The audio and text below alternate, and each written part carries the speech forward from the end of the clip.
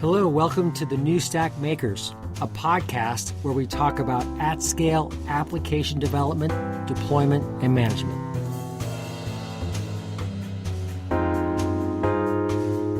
This episode of the New Stack Makers is sponsored by Raygun. Raygun provides full-stack error crash and performance monitoring for tech teams. If you're concerned you're losing customers to poor quality online experiences, Raygun provides you with the answers. Raygun surfaces errors and performance problems into a dashboard and gives you the actionable information you need to solve them before they reach your customers. Raygun has created a special offer for the New Stack listeners. Head to raygun.com/TNS to get up and running and claim your free gift today.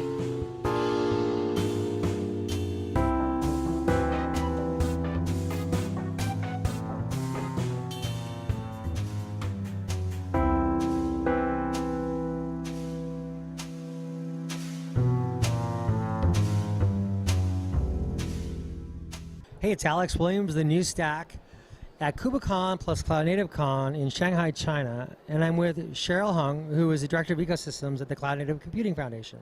How are you? Hi, Alex. Yeah, I'm really good, really happy to be here, and really happy to be talking to you. Well, thanks. You as well.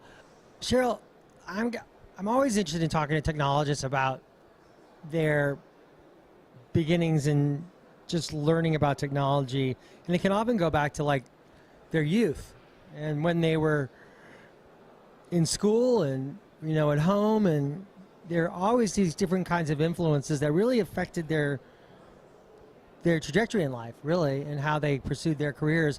What was that time in your life when technology really became something that you really felt a connection to? I remember very distinctly being about 14 when I decided that my life goal was to become a software engineer at Google. And this was when Google was still this like cool tech startup that gave you free food and massages, and everybody loved what Google did, right? What was it about Google at that time? What was it that you were like? Apart from the free food? Yeah. I'd always been good at maths, because I'm British. But I didn't really want to become a full-on mathematician, and computing and coding seemed something to me that was very logical, very understandable, and also very interesting. Like, there's not many professions out there where you think, for the most part, like you solve puzzles. That's how you actually make progress. And I decided at that point that I was going to go into computer science, go get a computer science degree, go become a software engineer. And I was 21 when I joined Google.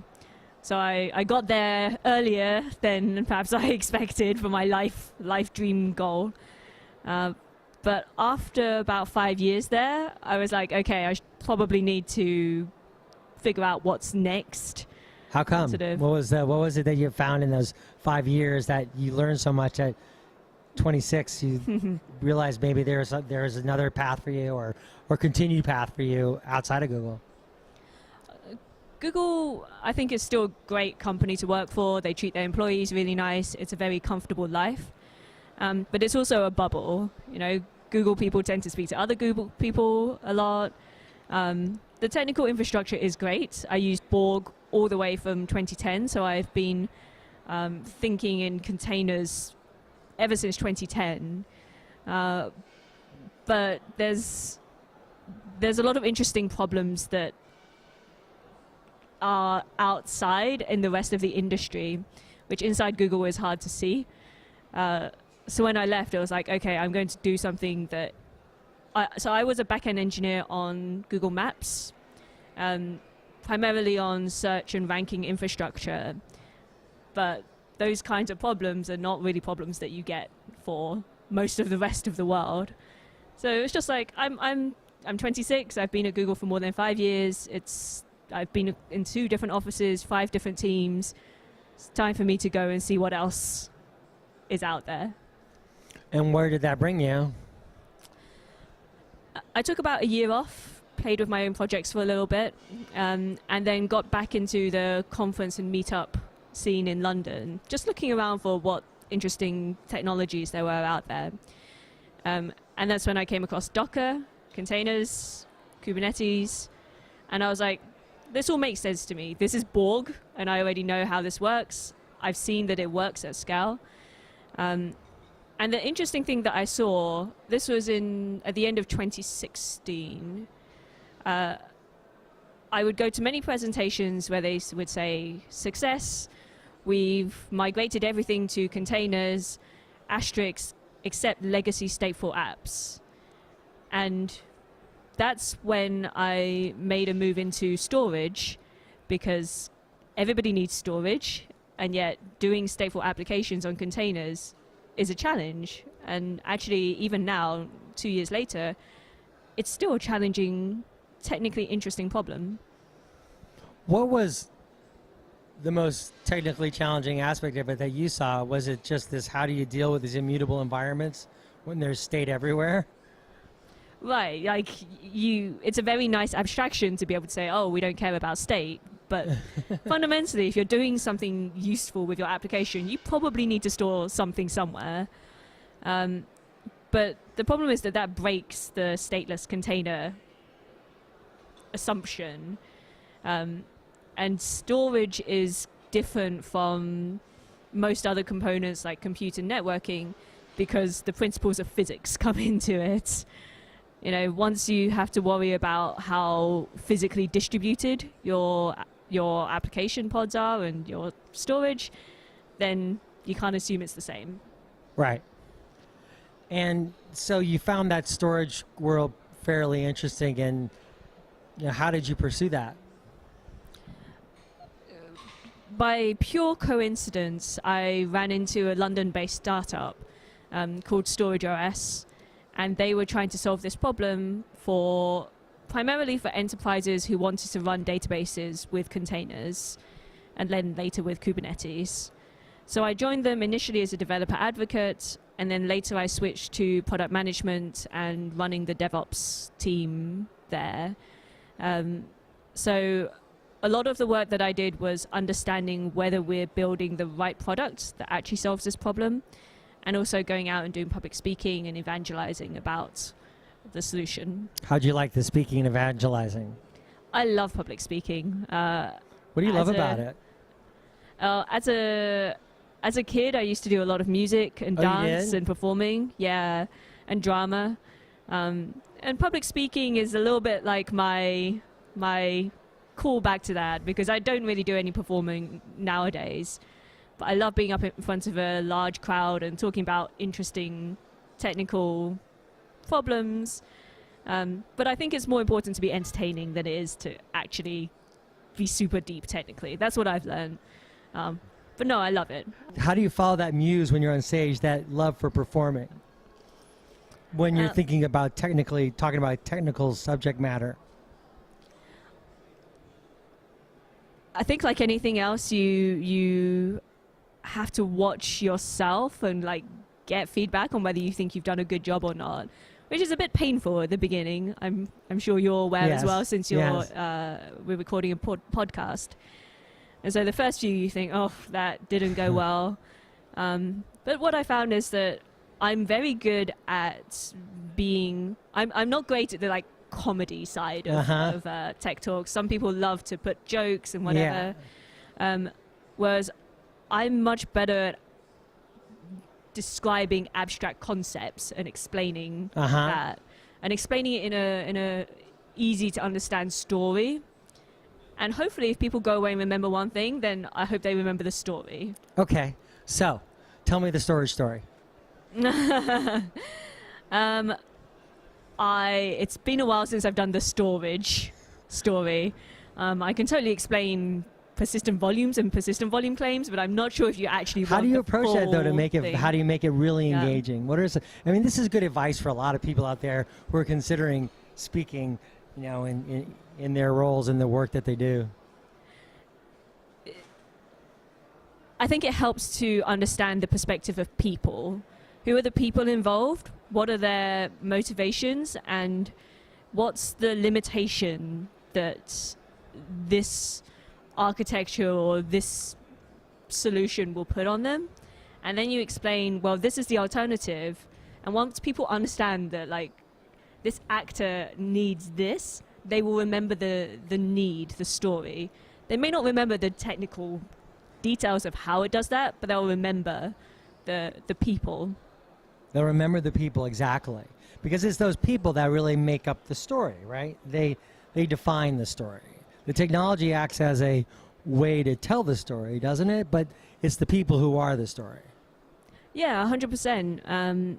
That's why apart from tech, I'm also really interested in community, and the tech enables that. But really, the more I progress in my career, the more I realize that it's the relationships and the people that really matter, and that's what gives the longevity and the sustainability, which is why I ended up moving to the CNCF and becoming director of ecosystem, which is at least partially a community-oriented role.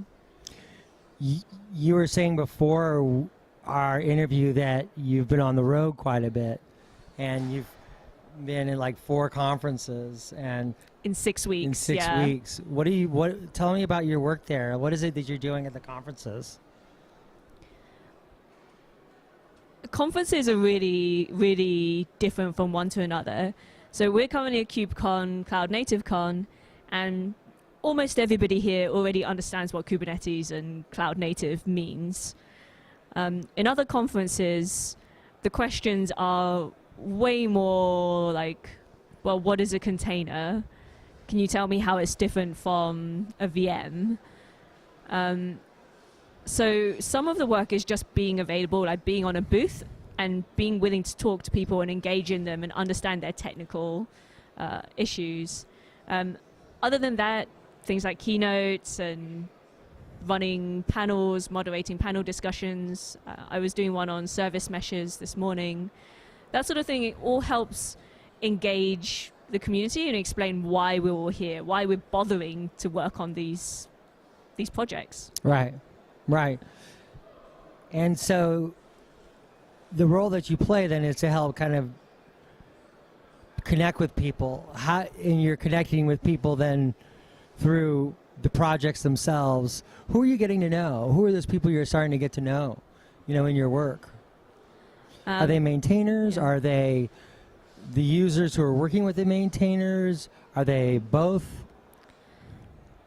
My current focus is really on cloud native end users.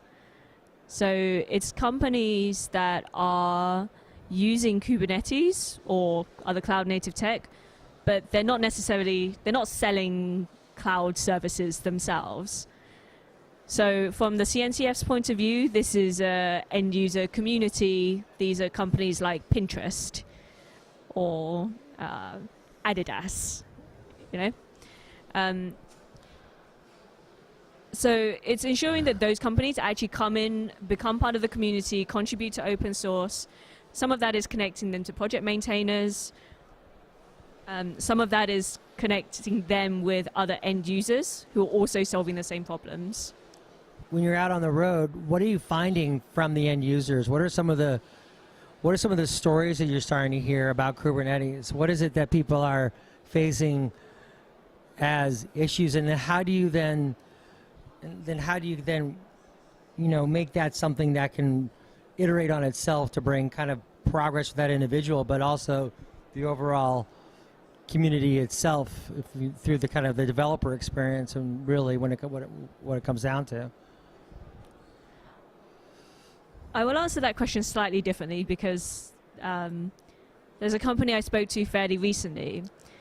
They're a large financial services company, and they know that they want to contribute to open source projects. They want to devote their own developers and engineers to work on projects, but they don't really know how. Financial services is kind of conservative, not really engaged in open source. 10 years ago it was horrible, dirty word, and you would never do it. But now the tide has changed, and they're looking to the CNCF to help them engage with the project maintainers, not just Kubernetes, and help them understand how to organize their own teams and their own developers, so that they can productively contribute back to these projects. You were talking about the end users and how you, and what stories you're hearing from them, and what are their pains, what are their pain points, and how do you help them get through those pain points, and then I guess how you communicate that back internally, to the other kind of parts of the community that might find that relevant, or I don't even know if that's the approach. But I'm curious about that kind of that feedback loop that you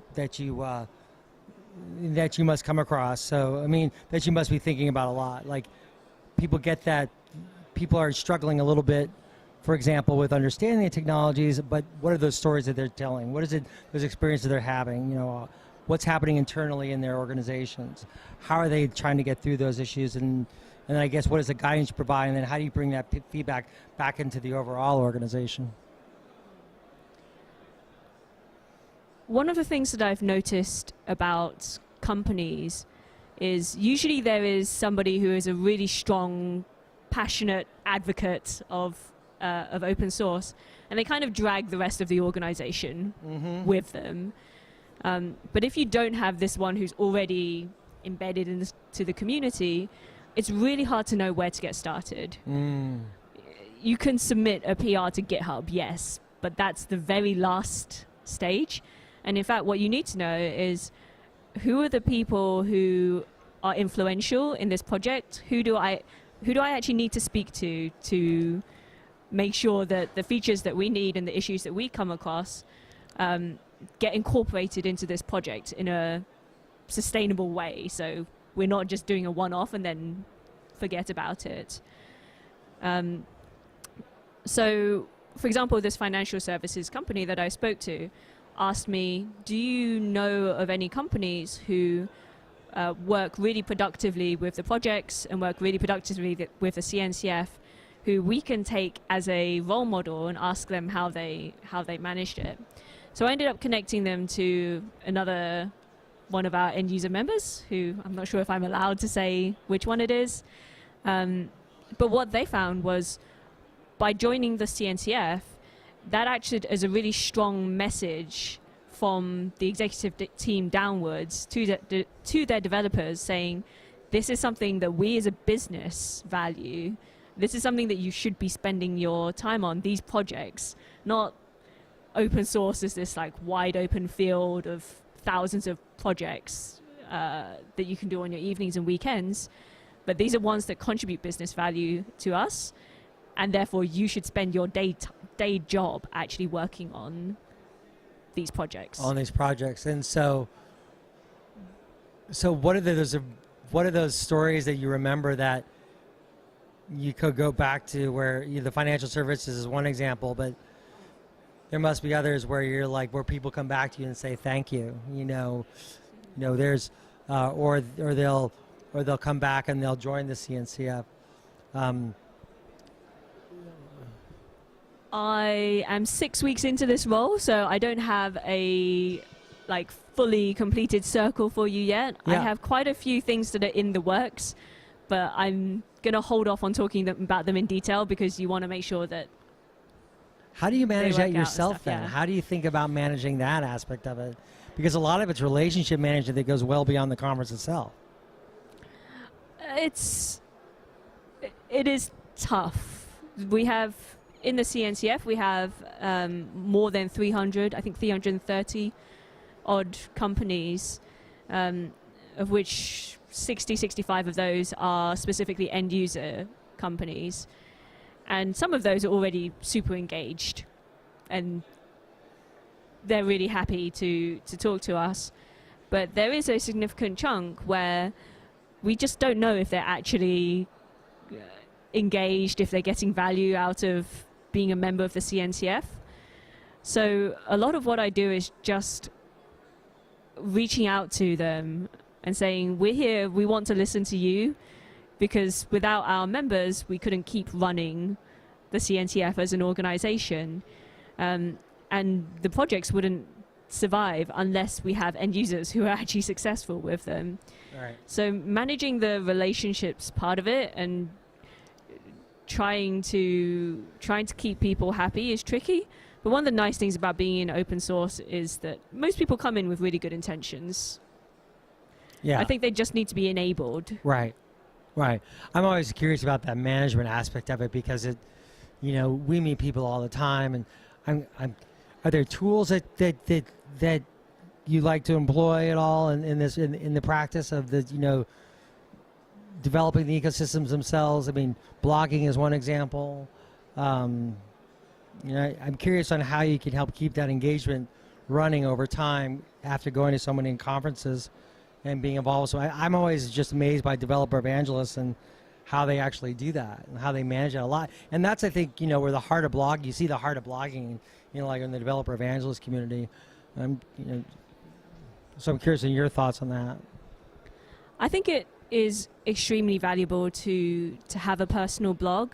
I do have one at oishell.com where I mostly dump videos and slides of talks that I've done. For me personally, because I love public speaking, the most valuable thing has always been to volunteer for talks, submit to conferences.